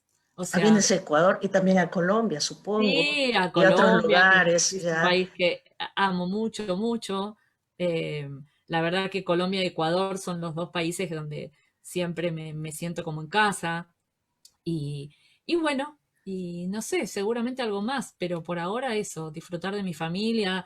Tengo unos hermosos sobrinos, tengo sobrinos nietos y bueno, y seguir estudiando música. Ahí está mi profesor de canto, Alfredo Subieta, seguir estudiando canto, perdón, que no se enoje el profe de canto. Me gusta mucho la tarea de acompañar a los equipos en los procesos de supervisión, es algo que me fascina, me fascina la tarea de supervisión, que más que supervisión es en conjunto sentarnos a mirar, a reflexionar sobre las prácticas. me sigue emocionando todos los días el compromiso de las colegas. Me emociona, así como me enojo mucho, porque soy bastante, me enojo mucho, me emociono mucho también cuando veo bueno, ahí por ahí estaba Mónica Guarino, que sobre casos de resolución exitosa, ¿no? De situaciones complejas, muy difíciles y que se resuelven favorablemente y la verdad me emociona. Y como les decía, les digo a los estudiantes, quizás la semana que viene sea mi última clase, pero cuando yo me siento frente a la computadora o entro al aula, tengo el mismo entusiasmo que hace 30 años, o sea, nada, que sean mis últimos días no quiere decir que entonces voy a venir así sin ganas y nada, o sea, Tus lo últimos días de disfruto, docente, los últimos días de docente, lo disfruto enorme. Me enojo mucho, pero así como pero me enojo porque porque me indigno, porque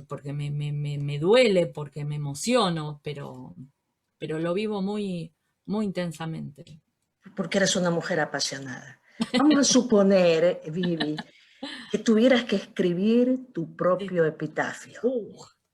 Qué ¿Qué feo. querrías que diga? Uy, qué feo, qué feo. El epitafio es lo que se escribe sobre ahí en la tumba, ¿no? Uh-huh. No sé. No Una sé. mujer que amó, una mujer Que que amó. amó, sí. Em, que se animó a vivir la diversidad, que se animó a salir de lo que estaba preestablecido y expandirme en muchos sentidos, que creo enormemente en la capacidad de las personas, pero no desde lo iluso, ¿no? Sino creo desde una cosa así como ingenua, sino creo enormemente en la capacidad del amor, de la comprensión empática como motor de transformación, pero que va por ahí para mí, ¿no? Tal Que vez habría que sintetizar, porque eso sería muy largo para poner sí. los espacios, ¿verdad? Una mujer, aquí yace una mujer que creyó, sí, sí, en la capacidad de las personas, sí, en la comprensión, sí, en eso, En eso. en la empatía y en la capacidad que tenemos de transformarnos y transformar, pero si no nos transformamos nosotros no se transforma nada, ¿no? Uh-huh. Dos últimas preguntas, Vivi, dos Bien, últimas. dime. ¿Cuál es el sueño de Vivi para Uh, el trabajo social latinoamericano? eh, un trabajo social que tenga una formación académica de excelencia. O sea, la complejidad de las problemáticas sociales con las que trabajamos, las situaciones de padecimiento que viven las familias, las personas, los grupos, las comunidades con los que trabajamos, exigen de nosotros la máxima calificación, el estudio riguroso, la investigación. O sea, mi sueño es un trabajo social de excelencia y una práctica profesional acorde a las circunstancias, una práctica profesional comprometida, una práctica profesional fundamentada, ¿m? Una práctica profesional creativa, situada, ¿m? En el aquí y el ahora, en nuestro ser, como decimos, indo-afroamericanes, en toda la diversidad de nuestros pueblos, con toda la maravilla, en esta América mestiza que, que nos da esta riqueza, ¿no? Un trabajo social comprometido, liberador, mestizo, rebelde, transformador, disruptivo, cuestionador, pero por sobre todo con excelencia.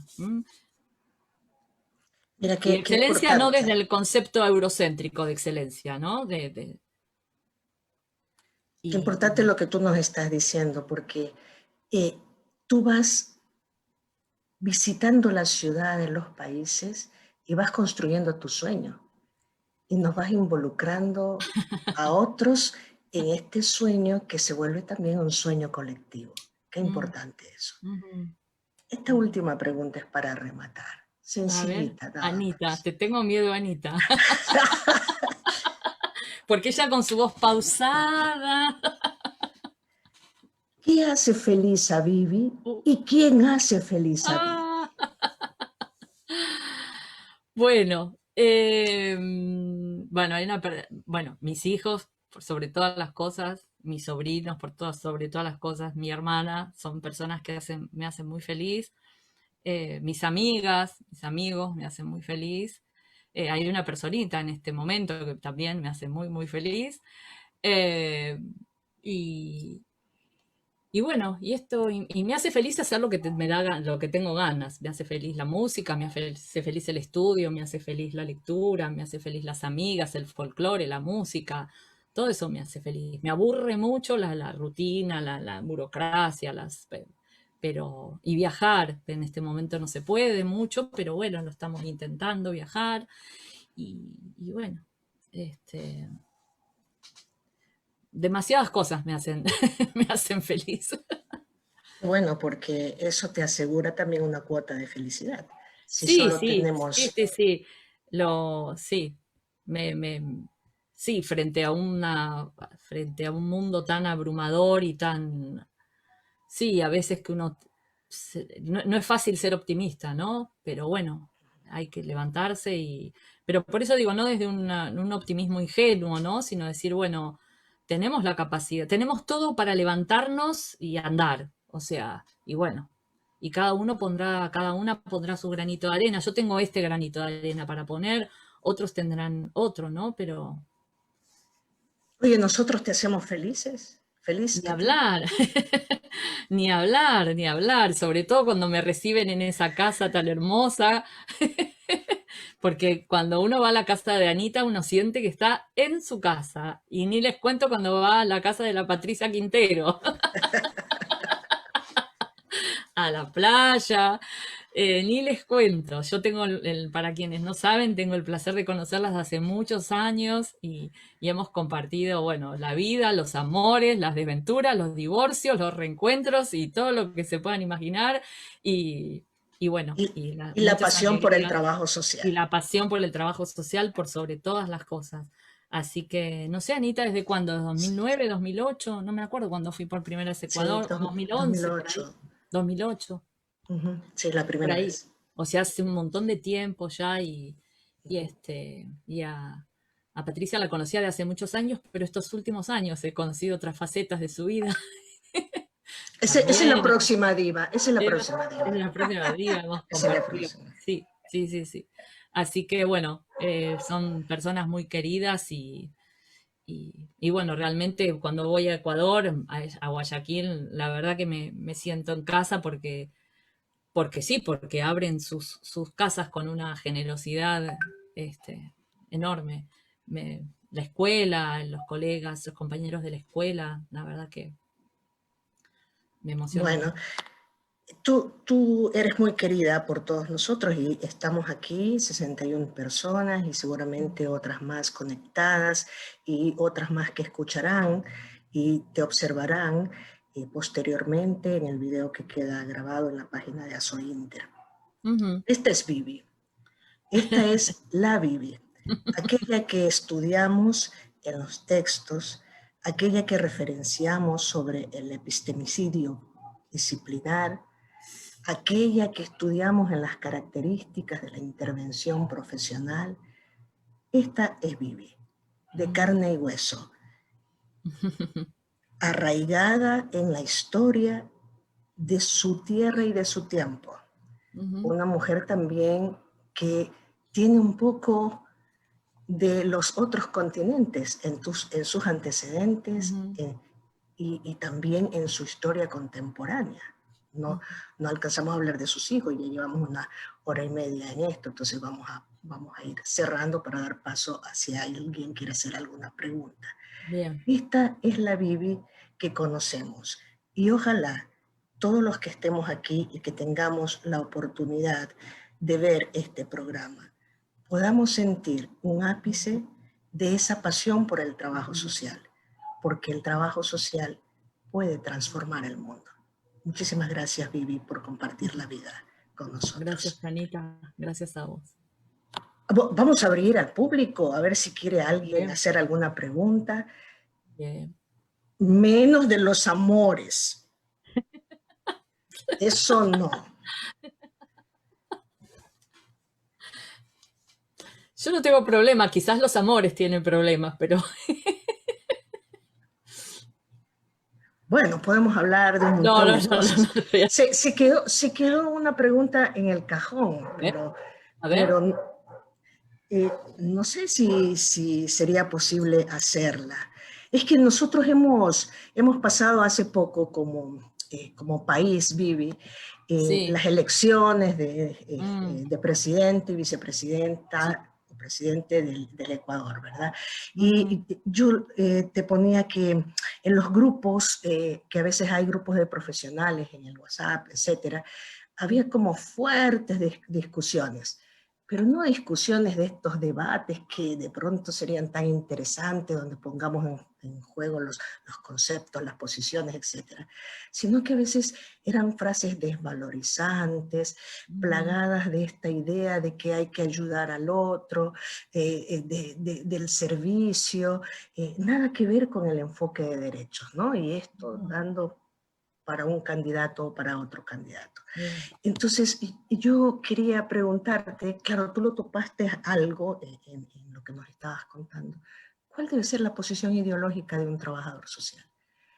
Tú has dicho una cosa clave, este sentido de justicia, Sí, ¿no? sí.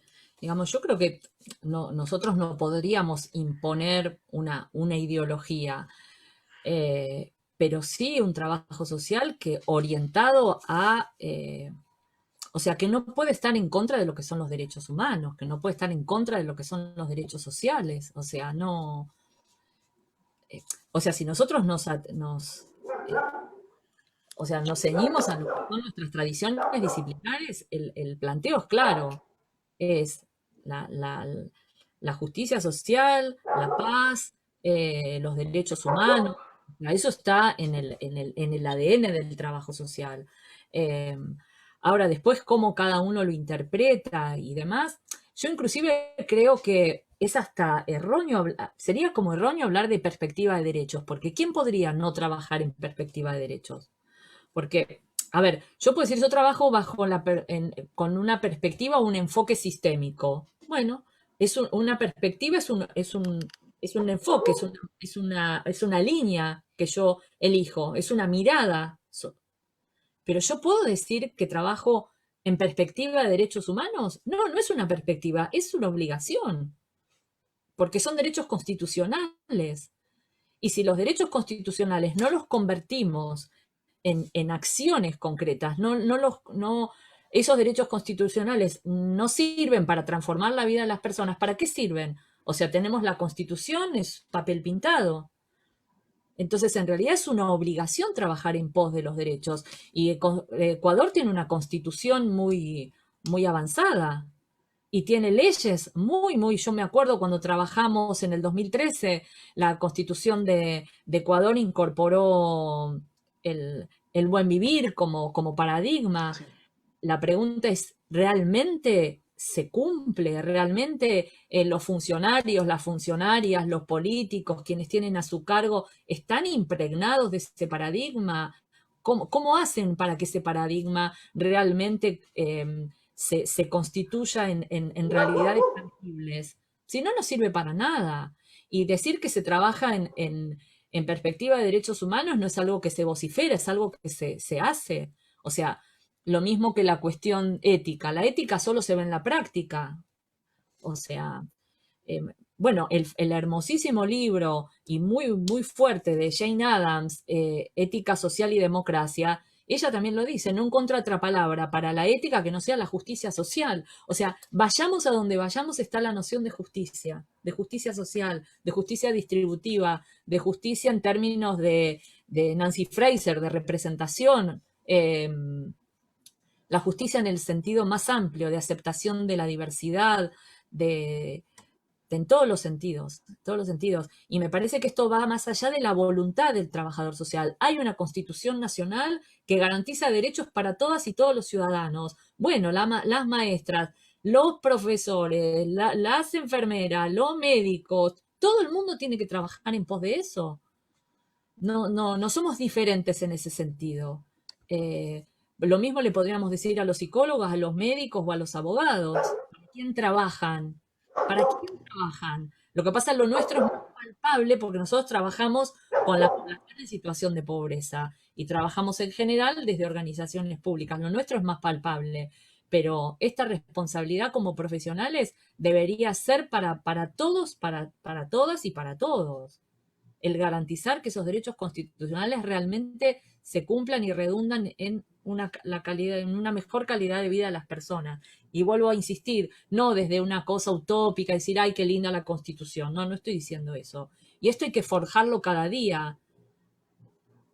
Hay que forjarlo cada día, de abajo para arriba. Y ser constructor y generar una fuerza instituyente en las instituciones que realmente modifiquen aquellas estructuras anquilosadas, burocratizadas. Pero también en nuestros países tenemos un montón de instituciones nuevas, porque en Ecuador, en Colombia, que son los dos países que yo más conozco, hay una cantidad de instituciones nuevas, de niñez, para el abordaje de temas de género, hay de todo. Hay un montón de instituciones nuevas. Pero si vamos nosotros con nuestra cabeza del siglo pasado, y bueno, va a ser bastante complejo, por más instituciones nuevas que haya y por más leyes maravillosas que haya. O sea, el componente profesional y lo que nosotras sepamos y seamos capaces de hacer, hay un texto muy interesante que se llama Habitar el Estado, ¿no? De unos investigadores argentinos, que plantean esto, de habitar el Estado en el sentido de decir, ¿qué somos capaces de hacer cuando estamos a cargo de en la función pública? ¿Mm? Y este discurso, bueno, no me dejan, no se puede, el programa que baja, o sea, toda una concepción muy pasiva, muy, hasta me duele decirlo, pero hasta cómoda a veces, ¿no? Bueno, es esto, no sé. Bueno, nos dejas una gran lección a los ecuatorianos y yo creo que también a los trabajadores sociales de América Latina, porque estamos en algunos procesos que pueden entenderse como la derecha que asume más la región, ¿no? Bien, no sé si alguien quiera presentar, estoy viendo como algunos rostros aquí, o si Patti, por el tiempo, ya nos sugiere ir cerrando. Aquí en los comentarios hay muchísimas mensajes agradeciendo a Vivi. La gente, a ver, Julio va a hacer una pregunta, acaba de ponerme por interno que Julio quiere hacer una pregunta. Me parece que Paula Andrea Velázquez, a quien no conozco, también quiere hacer una pregunta. Querido Julio, qué alegría verte por allí. Más que sean los ojos.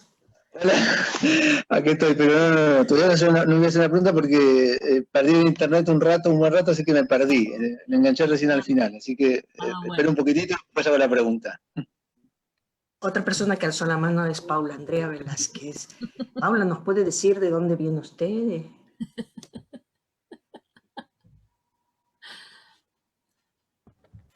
¿No?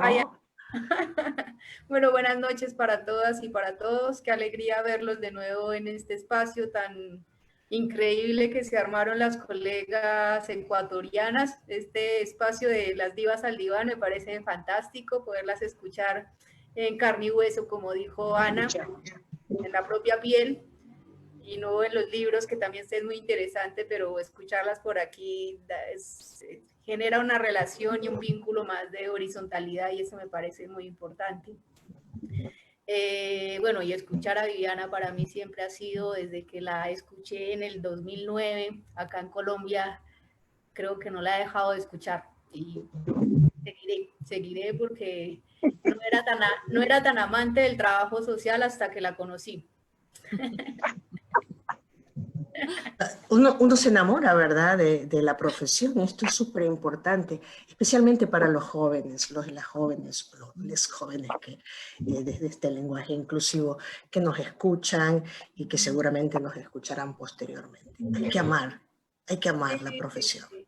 Hay que amar. Y Diana tiene la capacidad de inyectar ese placer, esa inspiración, esas ganas por el trabajo social. Creo que ella y todo su cuerpo respira trabajo social y logra transmitir ese amor que tiene y esa pasión que tiene por la carrera. A mí me gustaría preguntarle a Viviana, porque ando como en esta época de ser docente virtual, ha sido muy difícil. Me imagino que todas las colegas que estamos aquí, que somos docentes, bueno, además de los otros ejercicios que hacemos profesionalmente, me gustaría preguntarle si hay algún momento, algún hito, algún hecho que la marcó como docente de trabajo social. Si se acuerda de algo, de una conversación con alguna estudiante, eso quería preguntarle. Sí, tengo recuerdos muy, o sea, siempre hay algún estudiante o alguna estudiante que uno los lleva y se acuerda siempre, ¿no? Pero estaba más que pensando en estudiantes, estaba pensando en mis maestras, ¿no? Eh, yo creo que la formación tendría que recuperar también la figura del maestro, de la maestra, del, del antiguo modelo del taller, taller medieval, el taller del artesano, ¿no? Donde uno aprendía con su maestro en ese sentido, ¿no? Y a mí hay tres mujeres que me marcaron, pero para siempre. Una es Susana Palomas, eh, otra es Anna Tita Ferrante y la otra persona es Silvia del Mazo, que no son conocidas, no son de la farándula del trabajo social. Por ahí Susana Paloma sí es un poco más conocida, donde aprendí a hacer y aprendí a ser trabajadora social. Eh, y, y, bueno, me marcaron con Susana Palomas, aprendí todo lo que tiene que ver o lo más importante que para mí hoy, la riqueza más grande de lo que fue el trabajo con grupos, ¿no? En ese momento éramos un equipo de docentes que coordinábamos talleres. Ella llegaba con un cuadernito, se sentaba al final, escribía como 5 páginas y cuando terminaba el taller con los estudiantes, al otro día o a la semana siguiente venía con el cuaderno 1, 2, 3, 4, 5 páginas de todas las observaciones que nos había hecho. Era implacable. Era implacable. Estar en ese taller con ella, con el cuadernito, era transpirar y transpirar. La otra experiencia maravillosa que tuve fue con Ana Tita Ferrante cuando estudié psicología social, que también yo me llevo de mis maestras las que fueron capaces de verme, las que fueron capaces de verme y que fueron capaces de ayudarme a transformarme. Y yo creo que por eso yo siempre insisto, ¿cómo vamos a estar? Y esto, perdón que lo digo, es muy polémico, ¿Cómo no vamos a ir a la práctica con nuestros estudiantes? ¿Cómo los vamos a dejar solos? Yo lo tengo que ver a mi estudiante. Yo tengo que estar al lado del estudiante para verlo, para estar como estaba Susana Paloma con el cuadernito, o para estar acompañándolo y para estar con él, con ella, viendo cómo funciona, viendo cómo reacciona, viendo cómo piensa, viendo cómo siente. Yo tuve una formación muy cuerpo a cuerpo, pero cuando digo cuerpo a cuerpo, digo literalmente, literalmente. Y la otra, una mujer muy polémica, en algunos ámbitos muy poco querida por su carácter, por sobre todas las cosas, no por su capacidad, Silvia del Mazo, que yo con ella hice mis primeras experiencias de supervisión. Y gran parte de lo que aprendí yo de la supervisión lo aprendí supervisando con ella. Todas implacables, Todas implacables, con una rigurosidad que no te dejaban pasar ni medio. Y yo a veces miro un poco esos, no sé, que los estudiantes vienen de la práctica y cuentan, y sí, fui al barrio y vine, ay, qué lindo. No. Para mí el vínculo docente, estudiante, maestro, alumno, y es un vínculo que después se lleva al ejercicio profesional, me parece que es intransferible. Yo tengo esa marca de esa formación cuerpo a cuerpo. No sé si te contesto, Paula, pero... Y después Benditas tengo recuerdos mujeres. de alumnos brillantes, inteligentes y cuestionadores y reflexivos como Julio, por ejemplo. Inolvidable, inolvidable, inolvidable. No sé si lo ibas a contar, pero bueno, acá yo que cuento todo, Sí, sí, entonces... sí. No, bueno, yo quiero decir una cosa. Bueno, primero, ya que lo dijiste, yo fui alumno, estudiante de Vivi. No es que Vivi sea tan grande, sino que yo estudié muy grande, trabajo social. Así que no hace demasiados años, pero bueno, tuve la alegría y de verdad, ¿no? de conocerte así como profesora. Me acuerdo además que cuando estábamos en la Universidad de Luján, donde Vivi era muy cuestionada. Vivi era un cuco así para Terrible. algunos y qué sé yo. Entonces, cuando yo me encontré con ella, además de encontrarme con una persona que sabía un montón, que yo en las clases me quedaba así pasmado de todo lo que sabía, me encontré también con una persona así como te mostraste hoy, así humana, apasionada, qué sé yo. Entonces, relacionado con esto de la pasión, me gustaría como preguntarte algo que me imagino que vas a responder, pero bueno, el trabajo social crítico en general cuestiona un poco esto de la pasión nuestra, más de la pasión, la vocación, ¿no? Como que el trabajo social no es tanto una vocación, sino que está en la división social del trabajo, y bueno, lo cuestiona un poco eso, ¿no? Entonces, yo cuando recibía también esos mensajes de algunos profesores, entendía en ese momento que, bueno, esto de la vocación, la pasión, hay que dejarlo un poco de lado en el trabajo social porque hay que ser de otra manera, ¿no? Yo sé que vos pensás distinto y más bien la pasión así de los trabajadores sociales para mí es fundamental, ¿no? Pero bueno, me gustaría que lo desarrolles un poquito más vos y que pensás al respecto, ¿no? Me parece un disparate, o sea, me parece que es un Pero lo disparate, presentan aparte son así. como planes de análisis como diferentes también. ¿Cómo te imaginás vos no sé, un maestro sin pasión? Un maestro que no ame llegar al aula y encontrarse esos alumnos de 5, de 6, de 8, de 10 años. ¿Cómo sería un maestro? ¿Cómo sería un músico que no ame la música, que no tenga pasión? Un pintor que no ame la pintura, que no tenga pasión. Es como, o sea, realmente es un sinsentido y además es de una... huele a un positivismo muy bastante feo. O sea, la pasión es un condimento fundamental. Eh, la verdad que no, la pasión, la vocación, pero por supuesto, eh, como un condimento un condimento le agrega eso, es el condimento, vuelvo otra vez a la rigurosidad teórica, metodológica, por supuesto, no es pasión por pasión. O Claro. sea, yo voy porque soy un alma caritativa y que tengo la vocación.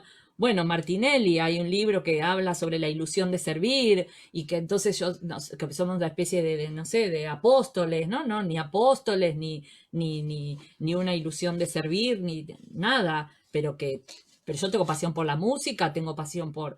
O sea, no me imagino una profesión sin pasión, sinceramente. Bueno, sí, me la imagino espantosa. ¿Cómo te levantás todos los días para ir a trabajar si no tenés pasión por lo que haces? ¿Cómo entras al aula si no tenés pasión por... ¿Cómo llegas al servicio social si no tenés pasión? Eh, no sé, yo recuerdo lo hermoso que era ir a trabajar al barrio con las mujeres, lo que eran esas reuniones. Eh, pero tengo recuerdos maravillosos de toda mi práctica profesional. Por supuesto, con momentos... yo tuve la suerte que trabajé en instituciones, por ejemplo, no trabajé en un juzgado, no trabajé en instituciones que por ahí son más jerárquicas, son más que constriñen un poco más, pero de todas formas, no me lo imagino de otra manera. Y formar parte de la división sociotécnica del trabajo, ponele, eso no quiere decir que no te quita, que le quita, digamos. No me lo imagino, sinceramente. No me lo imagino. Vamos a dar paso a la última pregunta de la noche. Alexandra quiere hacer una pregunta. No sé si puede activar su micrófono y hacerla a viva voz. Alexandra.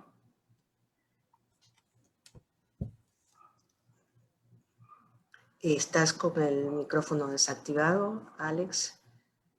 Alexandra, colega de Guayaquil. Hola, ¿cómo está? Bueno, buenas noches a Vivi. Un placer realmente conocerla en vivo. Yo realmente quiero hacer como primero una reflexión muy chiquita, ¿no? Yo trabajo en una área que es de salud, la salud pública, trabajo en un hospital muy grande. Y uno de los retos que tengo es de que por nosotros ser ciencias sociales, no nos tienen catalogadas como profesionales de la salud. Nos merman muchos derechos porque no ponemos una inyección, porque no medicamos. Y si bien es cierto, como bien mencionaba Vivi, nuestra constitución es una constitución que está donde nos da un espacio totalmente amplio y con derecho a la atención integral que implica lo biopsicosocial. Pero resulta que en algún momento eso es como un discurso, pero cuando ya lo aplicamos, usted no puede porque usted no pone una inyección. O sea, usted no ayuda, no colabora dentro de lo que es el tratamiento médico, psicológico y social. Y es una gran lucha y es un desgaste emocional que tengo, porque he tenido que tener ya un soporte psicológico, porque quizás me apasiono demasiado en que se nos haga justicia. Yo no sé si de pronto a nivel académico debería de existir una asignatura o un posgrado o algo que a las personas que trabajamos en salud nos den una condición como el médico. Porque yo siempre les digo, nosotros somos quienes operamos en lo social. Cuando una persona llega a nuestro consultorio, porque yo, gracias a Dios, tengo la consulta de trabajo social en consulta externa. Entonces, cuando viene una persona con su hija que con 15 años está embarazada o ha parido, y su marido es el señor de 30 años y la madre no es capaz de entender que su hija está siendo vulnerada, sino que resulta que es el mejor marido que ha podido conseguir. O sea, cosas como esas quizás te amplío demasiado. Quisiera saber si dentro de la experiencia que ustedes tienen, o sea, ¿qué se puede hacer como gremio, como profesional? Yo vivo permanentemente quizás, y quizás las colegas en algún momento tengan un criterio mío de no muy halagüeño, porque siempre les digo, no es el hecho de que están la trabajadora social del hospital tal, porque quiero la cita médica, para que me ayude con el cupo, para que me ayude, o sea, no es trabajo social, eso lo hace una secretaria, que consigue el cupo, que está aquí, que está allá, está conectada. No sé si yo estoy equivocada, y quizás mi pregunta es, ¿cómo podemos nosotros traspasar esa creencia de que como somos ciencias sociales, no tenemos injerencia en la salud? Cuando siempre digo, usted puede darle la pastilla más milagrosa, pero si el entorno social es adverso, el diabético va a terminar diabético y amputado. El cardíaco va a terminar con un infarto, porque no atendemos la parte de sus relaciones personales. Yo tengo muy claro, el psicólogo trata las emociones y el trauma. Nosotros de alguna manera podemos evaluar esa terapia que hace el psicólogo en sus relaciones interpersonales. Porque ¿de qué me sirve que vaya a terapia si sigue peleándose con todo el núcleo familiar? Esa es un poco mi pregunta, si estoy un poco equivocada o hacia dónde debemos de caminar en el área de salud, que es una área que no está explotada. Yo lamento mucho que siempre tengamos que pensar que el trabajo social es solo para el pobrecito o para el que no tiene recursos. El trabajo social está para todo, porque incluso el de nivel alto, que es vulnerado en sus derechos, nunca dice mi marido me golpea, porque tiene un entorno social que no lo quiere manchar con ese tipo de situación, porque es para la gente que no tiene. Pero nosotros no trabajamos solo para el que no tiene dinero, para el que está con recursos mínimos. También trabajamos para la gente que tiene dinero y que es rica, en mi concepto. Muy buenas noches. Alexandra, lo que decís es absolutamente válido. O sea, el trabajo social interviene en todas aquellas situaciones donde hay aspectos sociales que inciden en la calidad de vida. Si trabaja en una escuela, va a trabajar con aquellas niñas donde haya aspectos sociales, culturales, económicos que afectan el proceso de enseñanza-aprendizaje. Si trabaja en un hospital, trabajará sobre todos aquellos aspectos sociales que inciden en el proceso salud, atención, cuidados. Salud, enfermedad, atención, cuidados. Y sabemos que hay una enorme cantidad de determinantes sociales de la salud, más allá de lo biológico, ¿no? Y entonces, la verdad que es un sinsentido a esta altura, en el siglo XXI, no reconocer todos los aspectos socioeconómicos, culturales y demás que afectan la salud, que provocan la enfermedad y que afectan en términos de la posibilidad de la recuperación de la salud. Y como vos decís, la Constitución de Ecuador habla de una salud integral, como en Argentina también. Ahora, nosotros en Argentina hemos logrado que, al menos en Ciudad de Buenos Aires, los trabajadores sociales sí entran en carrera médica, ¿no? En carrera médica hospitalaria, o sea que tienen los mismos derechos que tienen todos los profesionales de la salud. Pero no todos por ejemplo, lo estoy mirando a Cristi, pero por ejemplo los enfermeros todavía están luchando para que se los reconozca como profesionales de la salud. Tienen salarios de miseria. Y una licenciada en enfermería hoy y una enfermera tienen que tener la misma jerarquía que un médico, ¿no? Pero bueno, esto no es culpa de los otros, sino, a ver, hay un modelo, claramente, un modelo médico hegemónico, biologicista, falocentrista y demás. Eso no hay duda que eso está presente. Pero también hay un componente, y lamentablemente, que tiene que ver con cómo nos posicionamos, ¿no?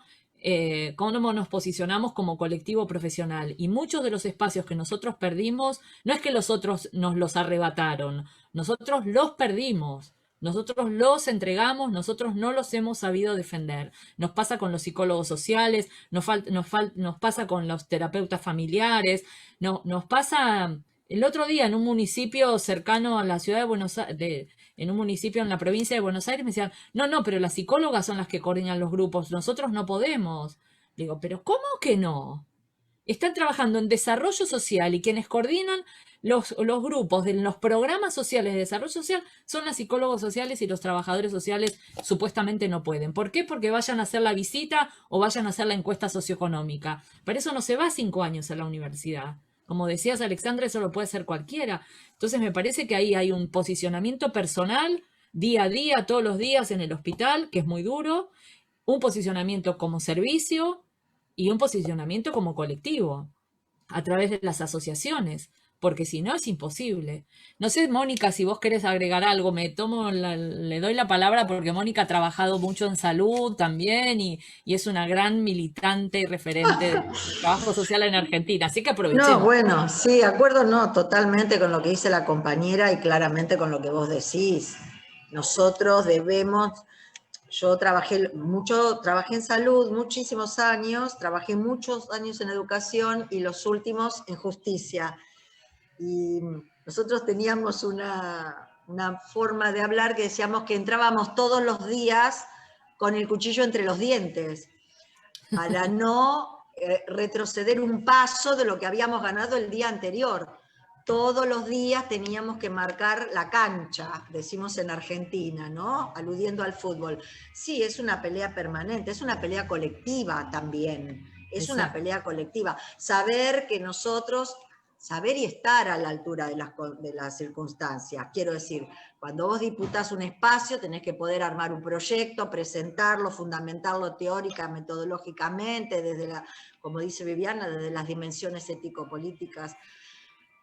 Hay que armarse, hay que instrumentarse y hay que pelear en el cotidiano, todos los días, esto no me corresponde, esto sí me corresponde, no soy yo, no es personal, son las incumbencias profesionales, tenemos una ley nacional de trabajo social, tenemos una ley federal de trabajo social, no es que no lo puedo hacer, lo puedo hacer, no me corresponde, por eso no lo hago, pero sí puedo hacer esto, todo lo que son nuestras incumbencias, y que yo creo que nos posibilita mostrar lo que el trabajo social es capaz de hacer, lo que el trabajo social puede desarrollar, puede proponer, puede ofrecer, ¿Para qué hacer 200 llamaditos telefónicos cuando, como vos bien decís, Alexandra, lo puede hacer cualquier persona, cualquier otra persona que no haya atravesado universidades, que no tenga un salario como el que tenemos nosotros, que no le paguen por horas profesionales? El pueblo de la nación donde nosotros trabajamos, a nosotros nos paga la gente,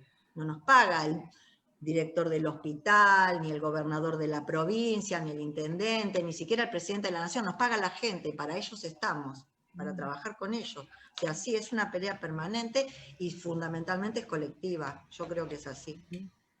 Bien, muchísimas gracias, Mónica, por este interesante comentario. Yo creo que también necesitamos juntarnos más para poder ser apoyo entre nosotros, porque así como dijo Mónica, en muchos espacios también del Ecuador hay que entrar con el cuchillo entre los dientes, ¿sí?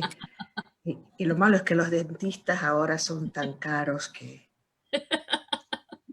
Bien, muchísimas gracias. Hemos tenido una rica audiencia, pero muchísimo más rico esto. Ah, la compañera quiere decir algo. No, no tienes tu nombre ahí, solo 007878. Mi nombre es Graciela Yepes. Hola, Graciela. Soy docente de la universidad, fui docente de la Universidad de Loja y de la Escuela de Trabajo Social, y estoy jubilada ya. Pero quiero felicitar a la compañera de Argentina. Una hermosa, hermosa conferencia. Y me encanta así su pasión. Eso es lo que tiene que ser la trabajadora social. Cada día que se levanta y cuando va a su práctica, a su trabajo, en el hospital, en la judicatura, donde quiera que sea, tiene que ser con esa pasión. Yo la quisiera, usted es docente también allá en la Argentina, hermoso, y la felicito por todo lo que ha pasado. Esa ha sido su vida, y por eso tiene esa pasión ahora. Es simplemente la recopilación de todo lo que ha vivido. La felicito. Y cómo quisiera llevarla a todas las escuelas para que me les abren los primeros años de trabajo social, para que les dé esa pasión, para que sepan lo que es el trabajo social. Yo también fui una docente muy apasionada en mi profesión y con mis estudiantes. Las acompañé a sus prácticas a todas partes. Pero felicitaciones, compañera. Y no se jubile todavía. Ay, sí, tengo muchas cosas para hacer y para estudiar, pero no me voy a jubilar del trabajo social, ¿eh? Para visitarnos, nos va a visitar. Acuérdense que fue una promesa. Bien, muchísimas gracias, aunque me quedan algunas preguntas en el tintero. Cuando venga aquí al Ecuador, la pueda llevar a la Escuela de Trabajo Social de la Universidad Nacional de Loja. Bien. La vamos a llevar también. Y gracias. Bien, aunque me hacen acuerdo de que quedan preguntas. También a la compañera Anita Quevedo, felicitaciones. La llevó a la compañera por donde usted quería llevarlo. Bien, muchas gracias a todas las personas. Vivi levanta pasiones, porque Vivi es trabajo social, y trabajo social también levanta pasiones. Ojalá que salgamos enriquecidos de esta experiencia. Hemos estado casi 2 horas. Muchísimas gracias y nos volvemos a ver en el próximo capítulo de Divos y Divas al Diván. Nos vemos. Gracias, gracias por estar aquí. Gracias, Vivi. Muchísimas gracias.